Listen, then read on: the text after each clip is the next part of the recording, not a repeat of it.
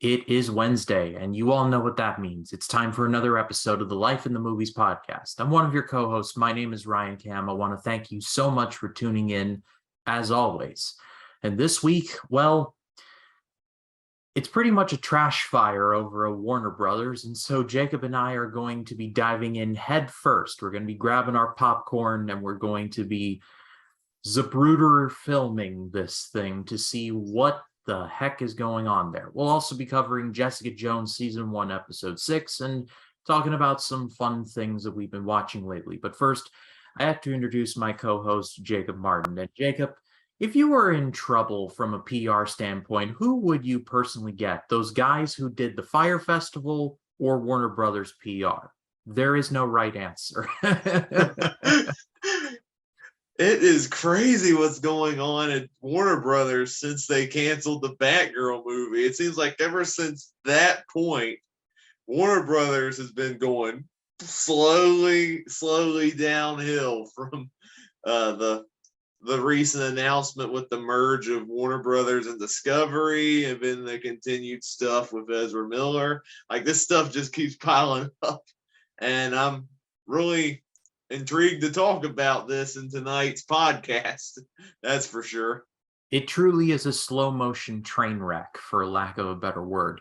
But before we do get into that, I thought it would be fun, as usual, to talk about some things that we've been watching lately. So I'll throw it to you, Jacob.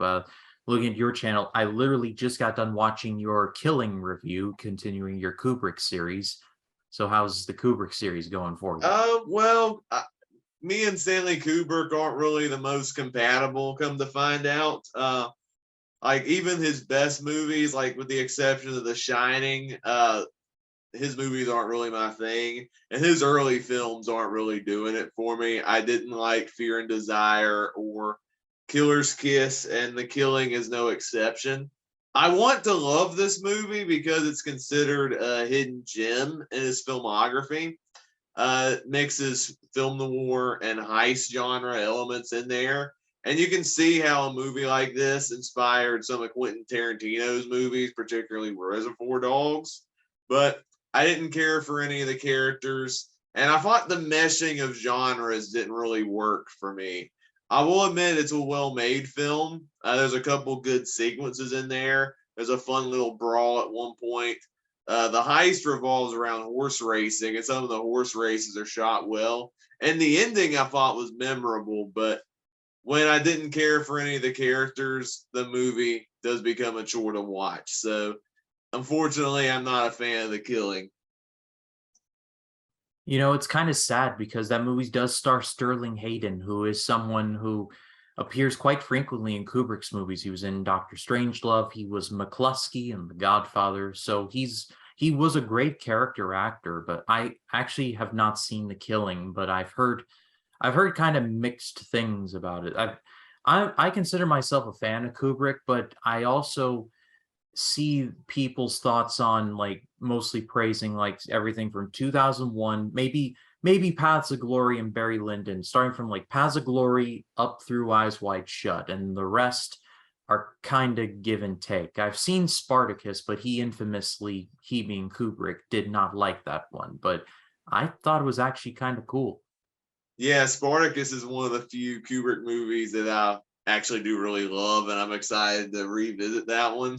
So, yeah, his early films aren't doing it for me, and yeah, we'll see how the rest of it goes. Some of the movies that I have claimed to be overrated, I'll give them fresh rewatches. Like you were interested in being on the 2001 collab thing, so see how that goes. Anyway, what else you got? How's Downton Abbey going? Oh, Downton Abbey's going great. I finished season 1 recently, and I've just started season 2. Season 1 had a great finale, did a good wrap up of some of the threads that were established in the first season. I was glad that they cleared Mr. Bates. I was getting kind of fed up with the whole Thomas trying to frame Mr. Bates, and Anna figured out the truth of what was actually going on. It's awesome seeing Mr. Bates get cleared.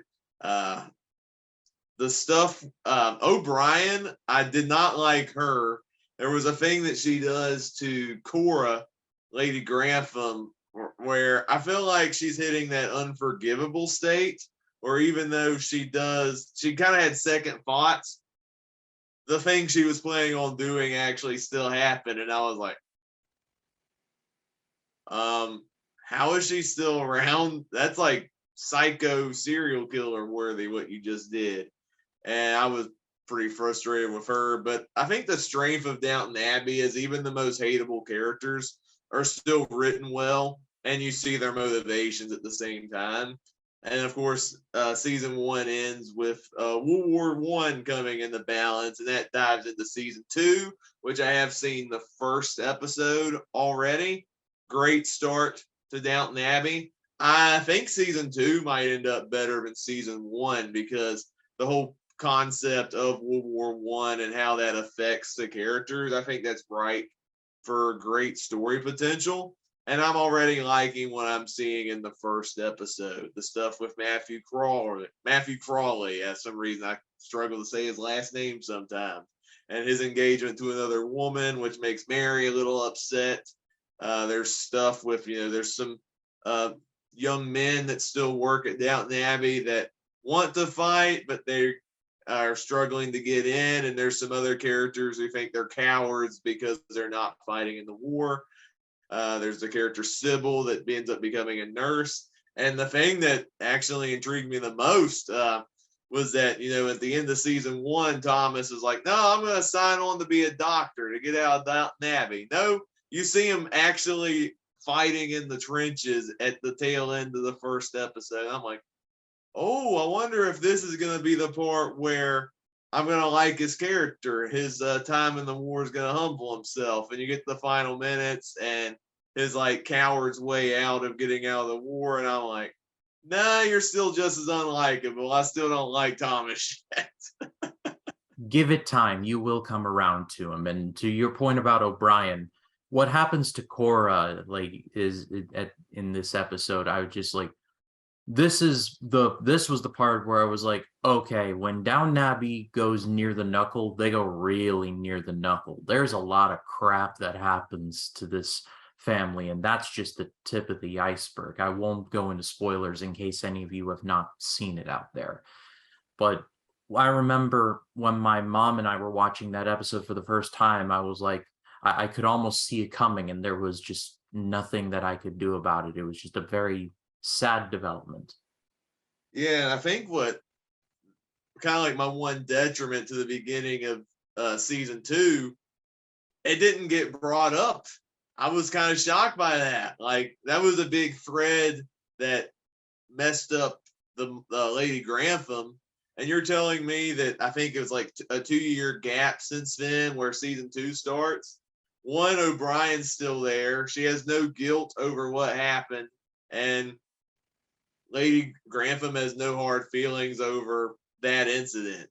I don't know if the war kind of took that thread and made it the back seat or whatever, but I was just kind of weird that it wasn't addressed. I thought that was going to be a continuing thread throughout season two. I guess I have to see what happened as I'm watching it for the first time, but it was weird that wasn't brought up.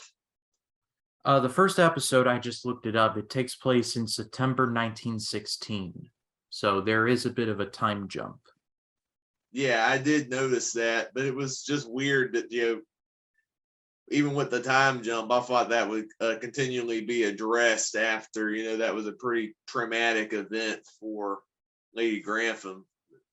Well, in season two, there's a plot point that comes up. It's one of those that isn't truly resolved. It's really up to the viewer to decide. But I'll let you see it for yourself. But just look out for that. When you know, you will definitely know. I gotcha. And in preparation for our shindig discussing DreamWorks coming out tomorrow when this episode drops. Thank you for reminding me, Ryan. I just recently rewatched Prince of Egypt. We'll cover that more so extensively for our upcoming discussing DreamWorks episode, which at the time of this video will drop tomorrow night, 9 p.m. Eastern time. pretty much it's a fantastic movie, one of my all-time favorite animated films.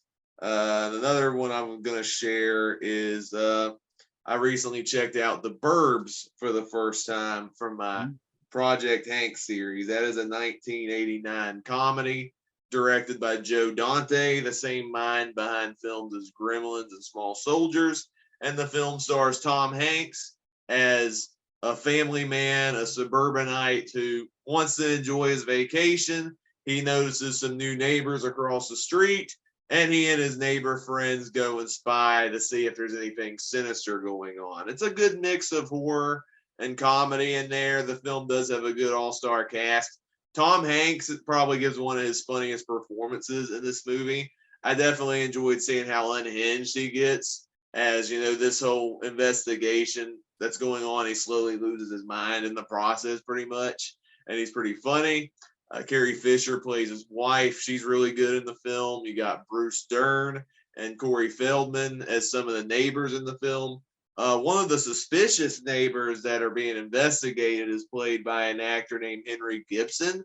You may know him as one of the Illinois Nazis in The Blues Brothers. He's pretty funny in this movie.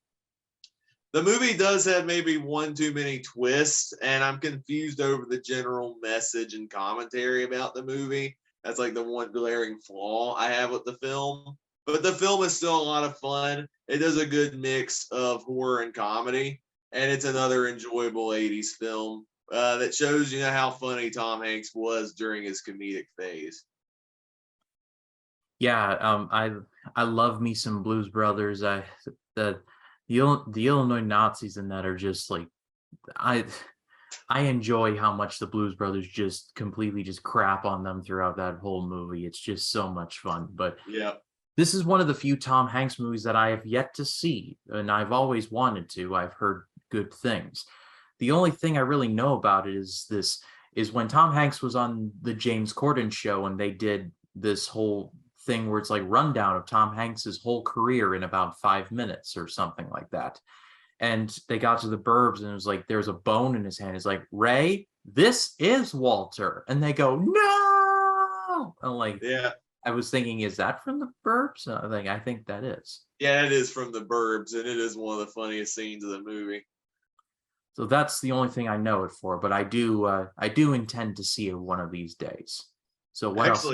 Actually, one of the craziest things about that movie is Jerry Goldsmith scored the film, and he previously scored Patton. And there's an aspect of the score where he spoofs the theme for Patton, representing Bruce Dern's character, who's like an ex-military guy. And to me, it's just brilliant that, you know, Jerry Goldsmith, one of the best composers out there, spoofed one of his most iconic pieces of music, and it's just as awesome in the parody version. Very nice. I appreciate the symmetry. So what else you got? I think that's about it. What have you been watching lately? So for my channel, for my next 3 Sundays, I'm covering the Before trilogy. By this recording, I have seen Before Sunrise. That video is on the channel now. And Before Sunset. I do plan on seeing Before Midnight this week. But Before Sunrise and Before Sunset are both really good. I don't know if this is a hot take or not, but for me personally, I prefer Before Sunset over Before Sunrise. Don't get me wrong, Sunrise is fantastic, but I like Sunset. I like it basically. Before Sunrise is very good. I like the young Ethan Hawke and Julie Delpy, the young Jesse and Celine. But in Before Sunset, I like the Jesse and Celine that have matured. They have gotten steadier jobs. In the case of Ethan Hawke, he's married with a son now. And so it's a heavier question of, do we pick up where we left off and forsaking everything else, or do we just have to live with the choices that we've made? It's a quicker movie. It's a cleaner movie. It's not even 90 minutes long. I think it's like 80-ish minutes. I'll have to double check that. But I am 2/3 of the way through the Before trilogy. I completely understand that why these movies have been hyped to the nines, and I cannot wait to check out Before Midnight. Yeah, I have seen all three Before movies, and I agree. My favorite is Before Sunset because of, especially in a dialogue sense, because the whole movie is just one extended conversation of two people reuniting, sharing what they've done, expressing their regrets, and the eventual choices that they do end up making by the end. And I think it's such a well written movie, and it shows why. It definitely confirms why it's one of the best like romantic trilogies of all time. Before Sunrise obviously is really good too, but I think Before Sunset is just like the extra icing on the cake. And I think Richard Linklater's writing, I think at its best. Before Midnight is my least favorite of the three. There's a couple directions in it I wasn't that big a fan of personally, especially how the movie opens. It takes a while for the movie to get going, but once it gets going, it does have a fantastic payoff, and it's still a really good movie. I'm curious, Ryan, what you'll think of that one. I still think it's a good one, but it's personally my least favorite of the three. Yeah, one of my subscribers, his name is Cineram. He commented that Before Sunset and Before Midnight were his favorite movies of their respective years, and actually saw Before Sunrise in the theaters. And Before Sunrise is one of those movies where I'm not gonna lie, I would have loved to have seen it in theaters. I mean, I was born in 1997, so I missed it by 2 years, but I would have loved to have seen it in theaters just to see just the suspense of not knowing that there's a trilogy, and I was kind of burdened with knowledge of the fact that there is a Before Sunset and a Before Midnight. I was really rooting for these two to meet up at Vienna 6 months from when Before Sunrise ends. But in Before Sunset, it's clear that that didn't happen, which is very sad. But like I said, I'm 2/3 of the way through the trilogy, and I'm very much looking forward to Before Midnight. And then just this past week, I watched a ton of new releases. I'm actually kind of proud of myself for the amount of movies I saw this weekend. I saw Luck on Apple TV Plus, and to be completely honest, I thought this was very disappointing. I plan on having a review of this very soon, but I wasn't a huge fan of it. The animation looked nice in parts, but there was just some parts of the movie where I was either kind of annoyed by it, or I was just thinking this is a lesser version of better animated movies. Basically, Luck is one of the I think I can describe Luck kind of like an amalgamation of Monsters Inc. and Beetlejuice with just a dash of Inside Out. And it's a lesser version of those three. So, I mean, I saw it as an animation fan. I wanted to like it a lot more than I did, but unfortunately, it was just kind of meh for me. Yeah, I hate to hear that this film didn't turn out well by a lot of people. Like, I've just been seeing nothing but mixed reviews on the film. I was hoping it would turn out really good considering who was involved behind the scenes, and it's a new animation studio, but sadly the film is not turning out the way that I thought it would. Yeah, still my favorite animated movie of the year is The Bad Guys, which I will be uploading an actual review for very soon, or if it's not up already. But I also saw Marcel the Shell with Shoes On. This is the latest A24 movie, and as of this recording, this coming Friday, A24's next movie, Bodies, Bodies, Bodies, is coming out. Like, seriously, A24 just has like, all right, just release all the movies this year. Like, we're a year behind. 2020, nothing was released. Let's just throw it all out there. But Marcel the Shell with Shoes On was a movie that I was interested in just by how loony this premise was. I was just sitting there thinking, like, what in the world? Like, has A24 finally lost their mind? But having seen the movie, I think this low key might be one of my favorites of the year, and I will have a full-fledged review talking about it. But this movie is all heart. It's all heart and all the soul. It really is. This movie is a combination of stop motion animation and live action. The stop motion in this is brilliant. You don't even question how these shells are able to do these things when they don't have hands or lungs. You just don't question it at a certain point. You're just like, you know what? This makes sense. You just have to see it for yourself in order to get it. But Jenny Slate does a really good job as Marcel. You can barely tell it's her. She's really good. Dean Fleischer Camp is in this movie too, kind of off screen technically, but he's also the director of the movie in real life, and he does a really good job. It's a very sad story at times. I was on such an emotional roller coaster that I was just like, I'm up, I'm down, I'm up, I'm down, I'm up, I'm down. But what I can say is that this movie is one of the biggest surprises of the year for me. And like I said, I'll have a full review talking about it. But if you can find it, go and watch it, because I had to travel about a half an hour out of my way to see it. It was definitely worth it, but finding this movie to go and see is a bit trickier than I would have liked to. But if you can find it, go and watch it. Yeah, the movie is actually finally now in my area where I can actually go see it now. And I actually do plan on hopefully seeing it in theaters this week. I'm so looking forward to what you have to say about it. And then next up, I ended up watching The Prince of Egypt, which we will be covering for discussing DreamWorks. But what I will say, just as a brief review, this movie set a benchmark for DreamWorks that they have yet to reach. Now, I love the How to Train Your Dragon movies. I love the Kung Fu Panda movies. However, it's like Prince of Egypt is here and the rest are like here. Like nothing has come close yet, which is a very high compliment. Prince of Egypt is just fantastic, but I will save my in-depth thoughts for Thursday night. And then finally, wrapping things up, I saw Prey. This is the new Hulu movie and the fifth Predator movie. And the Predator, directed by who Shane Black. Shane Black. Thank you.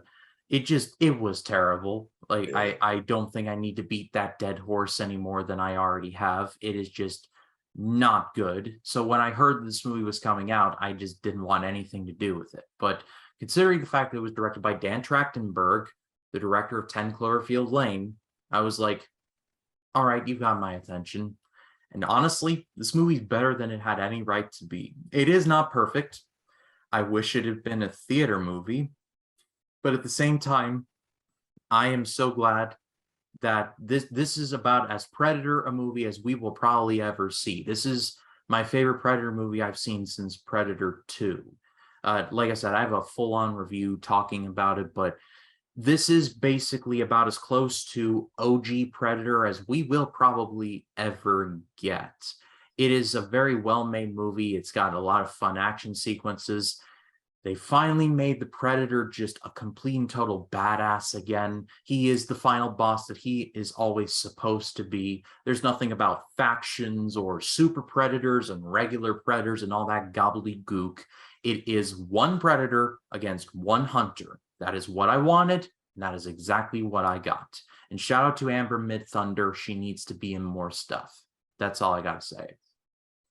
Yeah, I forgot to mention I did see this on the what I watched section as well. So I have seen Prey.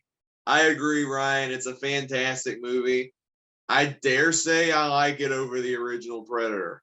Hot take. I like the original Predator. Ooh, that's a scorching take, my friend. That's a scorcher. I like the original Predator. Iconic 80s movie, great characters. I just a cheesy 80s action movie, no more, no less. Prey took the concept of the original Predator and just made like an all-out bloodbath with it, with the concept of the Predator versus the prey. And I love that it went back to its roots, told a very raw story with brutal action. I love the suspense that Dan Trachtenberg brought to his direction. And I like the main character as well. I thought Amber Midthunder did a great job. I do want to see her in more movies. I think the movie's a little slow in the beginning, and some of the modern dialogue used in the film is a bit cringy at times. But the action in this movie is great. It's a great examination of Predator and Prey. It works as a great standalone Predator movie. You don't even have to see the original Predator to still get into the film.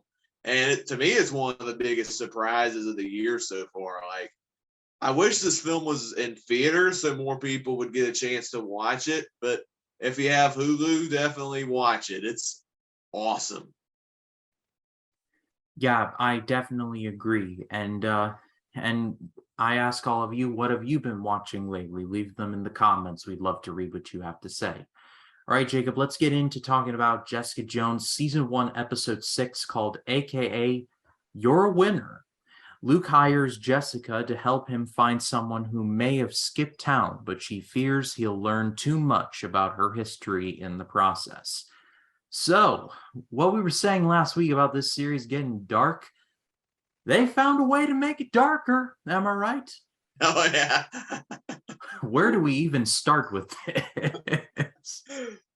I was at first I thought, oh, this is gonna be one of those middle of the road filler episodes, a side quest, if you will, before we get to the main final boss fight.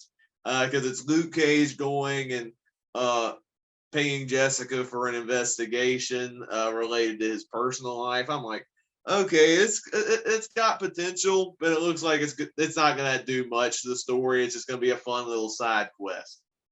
I didn't realize how much it was going to connect with the main story at the end of the day, and how much it was going to be connected with Jessica and her past with Kilgrave. And some of the bombshells in this episode absolutely shocked me, honestly.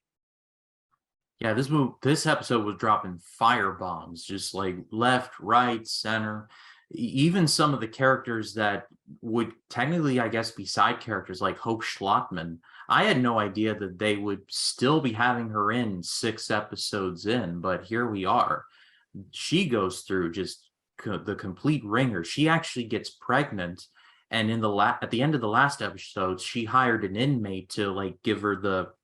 If you've ever seen Full Metal Jacket, the scene where the soldiers wrap the bars of soap in the towels and they rush Gomer Pyle and hit him in the stomach, basically that, because she's pregnant and she doesn't want to have a baby in prison, which, I mean, I can kind of understand where she's coming from there, but when I heard that, I was just like, oh, this is just brutal. It's just brutal to the nines. Yeah, and her desperate lengths to try to get rid of this baby is quite saddening to watch, especially considering that the character's in prison and she's framed for a crime she didn't commit as well. So it's very sad to see that front. And then the whole bombshell of Jessica Jones actually killed Luke Cage's wife while she was controlled by Kilgrave. That I didn't see coming. No, I didn't either, and I thought it was firm. It was a firm belief that I thought I had a feeling that Jessica Jones may have had something to do with the bus crash. I just didn't know what. And then when it's revealed of that, I was like, oh, if Luke finds out, this is just gonna suck. And sure enough, he does, and he takes it about as well as you might expect. And props to Mike Coulter. He really knocked this out of the ballpark in this episode. This is probably the best I've seen of him as Luke Cage, and I've seen all of Luke Cage of Luke Cage season 1. This is probably the best that I've ever seen him in this role. Yeah, I really liked his performance a lot in this episode, and I'm actually more excited to see what he's going to bring in his own show because of the range that he brought in this episode. Yeah, and Kilgrave is, well, he's still in the background, but he's still doing scummy things. Like he just buys off a dude's house. I mean, at least he had the courtesy to pay him first, but it turns out that the house that he bought was apparently Jessica's childhood home. So the mind games are very real. Yeah, Kilgrave, even though he's in the background, he's still, the despicable scum that we've seen and they talk about in other episodes. Like even at the beginning where he's manipulating the poker game and he's telling that one guy who lost pretty bad, how long is it going to take before you start hitting your head on the pole? And then he starts doing that and he goes, I'm like, oh man, you and Kingpin are having a run for your money as far as brutal violence is concerned. Yeah, well, Kingpin is more of like a violence, like physical violence. Kilgrave Yeah. will just tell you, hey, jump off that bridge over there, and you have no choice but to do it. So two More completely psychological in nature. exactly, two different methods, but same school of ethics, if that makes any sense at all. But yeah, As I was watching this episode and with the recent news that Jessica Jones is coming back to mainline MCU, I was just thinking there is no way that they're going to let this Jessica Jones like into mainline MCU. She is going to be, I feel like she's going to be watered down, and it's kind of a shame because I've enjoyed this season of television a lot more than I thought I would, if that's fair to say. Yeah, it's hard to translate Jessica Jones into PG-13 MCU because Jessica Jones is clearly having PTSD. She's addicted to drugs and alcohol.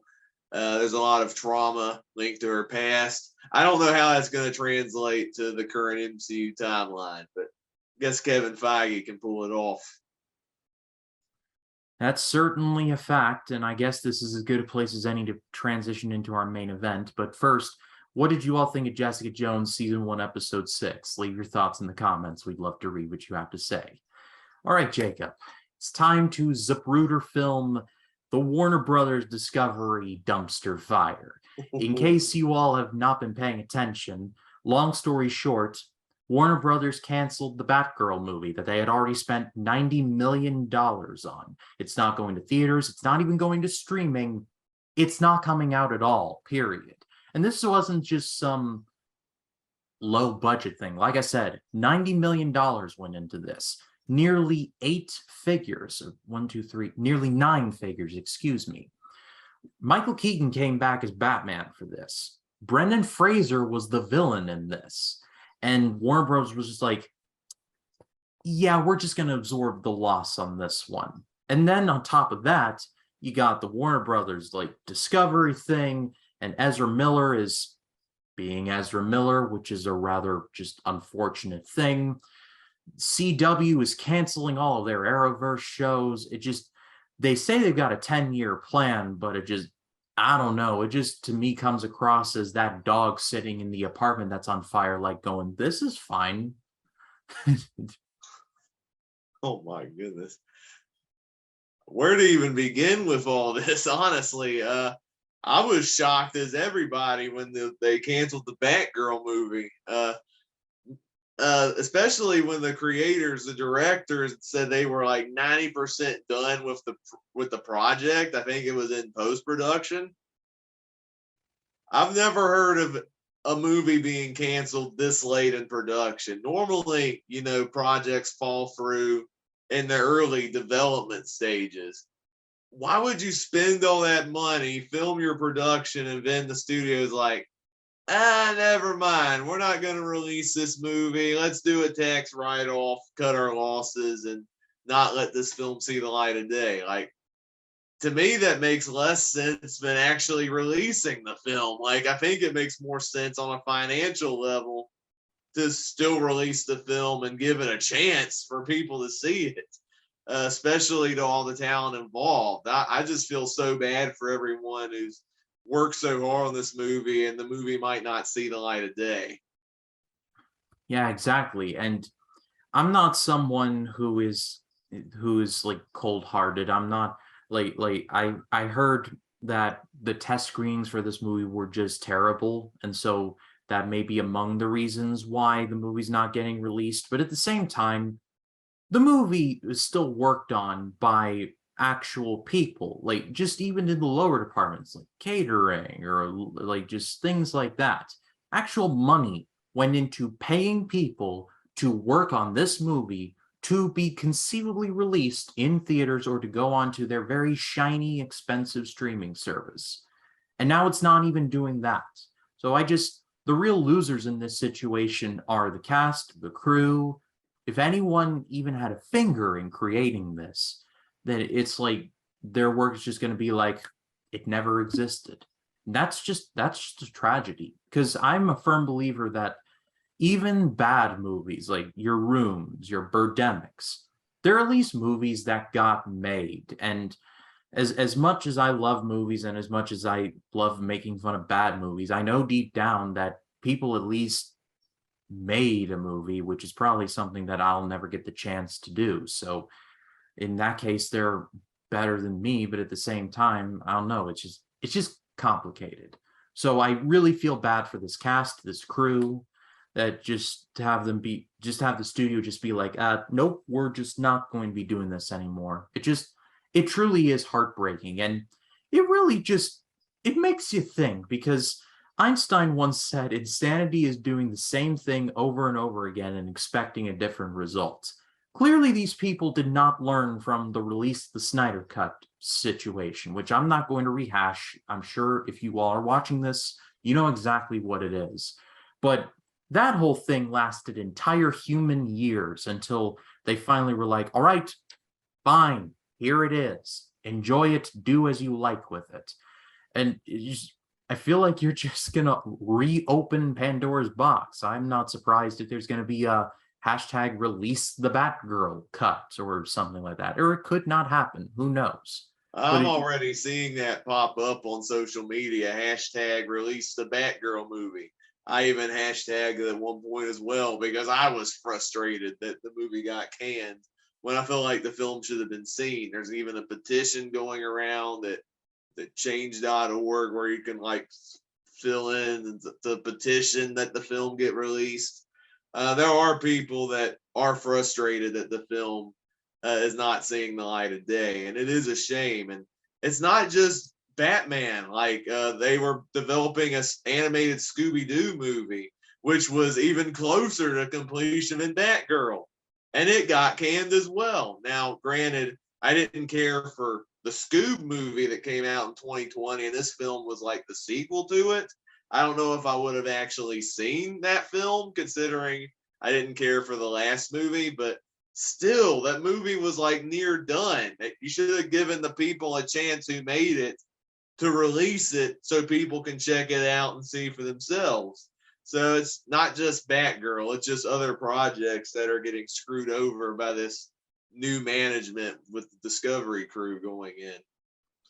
Yeah, exactly. It just, and I actually have not seen Scoop. I've heard mixed thoughts on it, and I have no real rush to. I mean, it breaks my heart because they wheeled out Dick Dastardly for that movie, one of my favorite villains of all time, just for that. It just, I don't know, what are you guys even doing? And then the trouble's not over for DCU because Ezra Miller is still doing Ezra Miller things. It just earlier today, as of this recording, it was announced that whatever his pronouns are, this person was arrested in Vermont for assault and battery.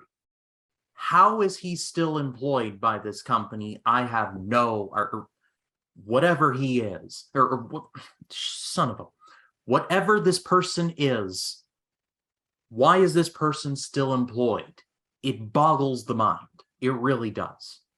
Yeah, I'm so baffled by this because Ezra's been having these different issues since even before Secrets of Dumbledore came out. There was incidents of Ezra getting arrested, I think twice in Hawaii for different reasons, and ever since there's been weird stuff going out related to like different like so much weird stuff. That's all I'm gonna say without diving too far into it because it gets crazy.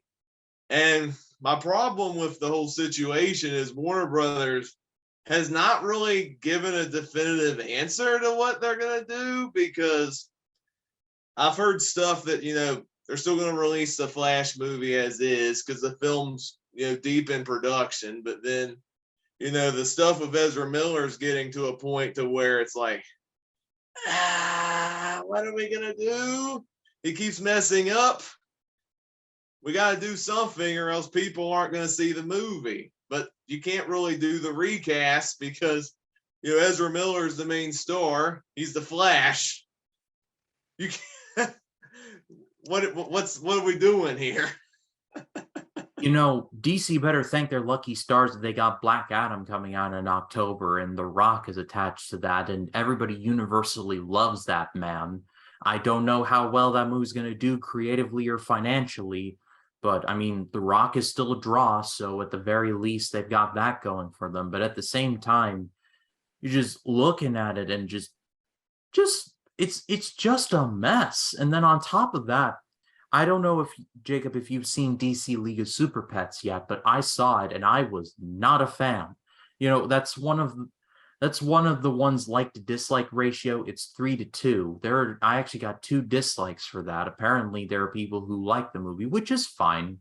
But for me, I was just not a fan of that movie at all. And just somehow League of Super Pets gets a green light, and yet they haven't made a Superman movie, standalone Superman movie, in an entire human decade coming up in 2023. It just is frustrating. It's frustrating to be a DC fan right now, especially considering that DC have objectively done some good things this year. The Batman is in our collective top 5 of the year. Like, go up and down the row, ask anyone what their favorite movie is. Batman is in the conversation.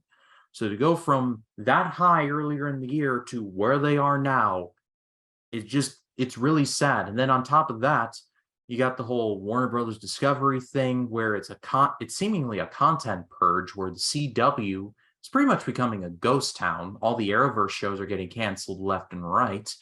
You got seemingly Warner Brothers and Discovery merging HBO Max and Discovery Plus together into HBO Discovery or Discovery Max or whatever the name of that is going to be. HBO Max seemingly getting canceled, which please don't do that. I actually am quite fond of that service, but that's another conversation for another time. It just and they had that whole conference call where they're like, "Oh, HBO is going to be for our lean forward fandoms, and Discovery Plus is going to be for our lean back fandoms, where it's all about the 90 Day Fiance cinematic universe." I'm like, 90 Day Fiance. I've never seen the show. I don't know how popular it is, but apparently it's popular enough for them to bring up in a conference like earnings call. So I don't I don't know, man. That whole conference call just frustrated me at no end because I just saw some of the graphics that they put and they were like, HBO is the male skew and Discovery's the female skew. I'm like, some of their wordings on what they're doing was just so mind baffling. Like, Discovery is about the genre dumbs and the HBO's about the fandoms. I'm like, has this CEO out of touch with reality? Like, does he have any clue on like who watches specific shows and stuff? And I looked at the Twitter, and Twitter was like a complete firestorm over that conference call because they're like, "This guy's sexist. What is he talking about? He's insulting both genders with his crap." It got so ridiculous, and I just fear, HBO Max. I heard like 70% of its staff are going to get laid off because of this merger. And I've heard a lot of their animated projects are going to get massive cuts because of this merger. And I think even though I'm not against the idea of the two merging together as one, since it's a new management, I think you can do creative things with both. But I feel like since the new CEO was previously Discovery, he's going to focus more on Discovery and not the other stuff. And that's a real shame because, we're movie fans. We don't care about 90 Day Fiance or whatever that reality show junk is they have over on Discovery. Like, I don't care about that. I care about the scripted stuff, the movies, the TV shows, and all that. That's the stuff we watch. And if that's not your main focus on this new merger, like, why are you the head of Warner Brothers? I'm so confused. I just want to say, just so I don't come across as potentially hypocritical, I am a fan of some reality TV shows. If you can call The Amazing Race a reality TV show, I am a big fan of that show. I love most of the shows with Gordon Ramsay in it. I'm not going to lie, I love me a good Hell's Kitchen episode or a good Kitchen Nightmares episode. So I'm not turning my nose up at it, but at the same time, it feels like it's like Walter Zaslav has got his priorities bass backwards. I mean, just looking at that call is just like you're focusing more on the Discovery side, which again, all my Food Network shows are on there. I grew up watching Food Network from time to time, so it's not inherently a bad thing, but at the same time, like, seems like HBO is where your money should be, because I'm old enough to remember when Game of Thrones was like the biggest thing going for a while. And it just, you got House of the Dragon coming up, which I haven't seen an ounce of Game of Thrones, but I just know there were entire YouTube channels dedicated to speculation of that. So you got that lightning in a bottle going for you. It just, it feels like I said, I feel like his priorities are just completely out of whack. Yeah, it's so frustrating. Like I've heard no positive things coming out of this whole Warner Brothers Discovery thing. Like everyone I've seen has been very negative about the whole thing. Some have a glimmer of hope, I guess, because they because he talked about DC and their 10-year plan. But I gotta be honest, I don't have any excitement on that just yet because like we already discussed with like the different stuff going on, the whole controversy with the Flash and Ezra Miller's issues, and you got the Batgirl being canceled. I don't even know what they're planning at this point. And as I need to see like real results of this supposed 10-year plan before I can say, oh wow, I'm excited about the DCEU again. Because so far, you still got, I think, Black Adam's still coming out, and Shazam 2 and the Aquaman sequel. Are those movies going to be consequential going forward? Are they going to continue what was already previously established in the DCEU? Or are you just going to start over from scratch and do your own cinematic universe? Do like the rebooted version of what you previously did? I don't know what the real answer is, because I've liked the previous DCEU movies. Like Zack Snyder's 3 movies were phenomenal. I enjoyed James Gunn's Suicide Squad. Wonder Woman was really good. You can do a great cinematic universe with these characters, but there's just a lot of stumbling blocks going forward. Henry Cavill, we're not sure if he's playing Superman again. Ben Affleck, I'm confused on whether he's continually Batman or not. There was a previous fallout between Warner Brothers and Ray Fisher. He's not Cyborg anymore. I'm so bummed out by that because he was fantastic, especially in the Snyder Cut. I don't know if new management will talk him into coming back or not because he was bitter over the last management. I guess we'll have to see on that. Ezra Miller, I mean, he probably should just get his own help or go to prison or something after, especially that last felony charge. Get a different actor to play the Flash, honestly, so the legal troubles can just end. But aside from that recasting, you got a good cast of actors to play these characters. It's so frustrating. I don't know what you can do at this point.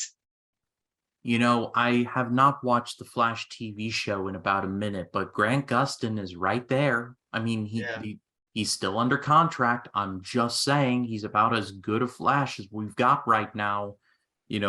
Just do something with that. But they've got a real Vince McMahon approach going on there, where just like, no matter what's going on, no matter how bad things appear, just charge straight ahead no matter what goes down. And you're just sitting there like, guys, what are you doing? Like, really?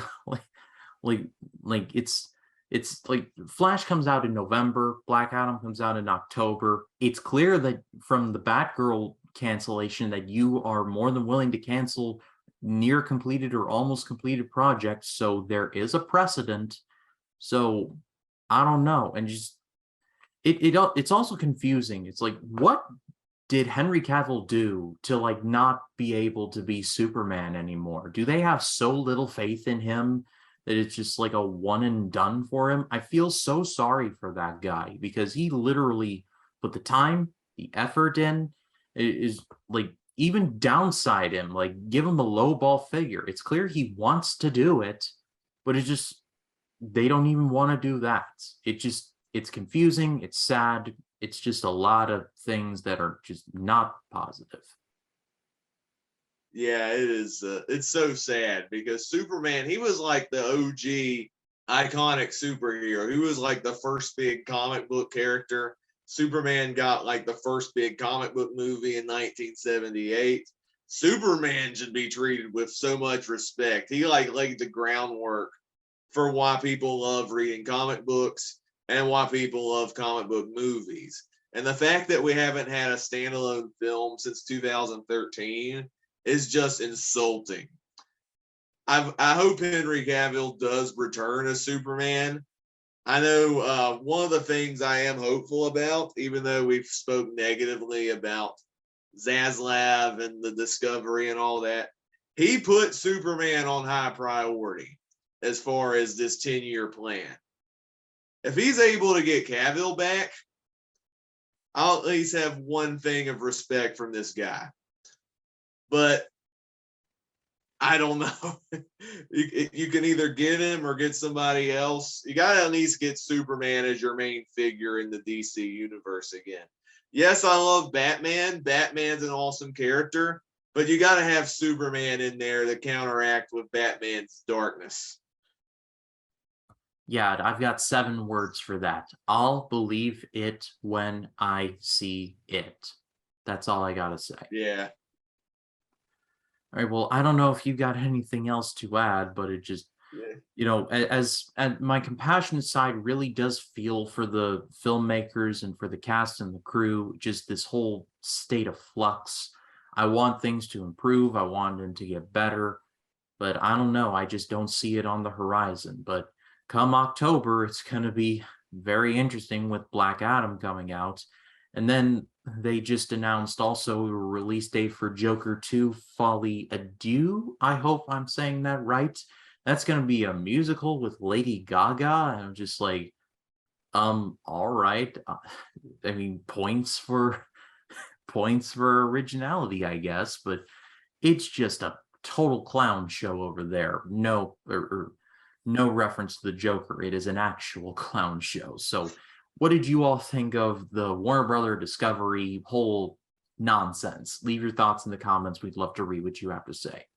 And that is another episode in the books. Thank you all so much for watching. Jacob, thank you so much for wading into the quagmire with me. Tell the people where they can find you. They can find me on Letterboxd, Twitter, and Facebook, and you can also subscribe to my 2 YouTube channels.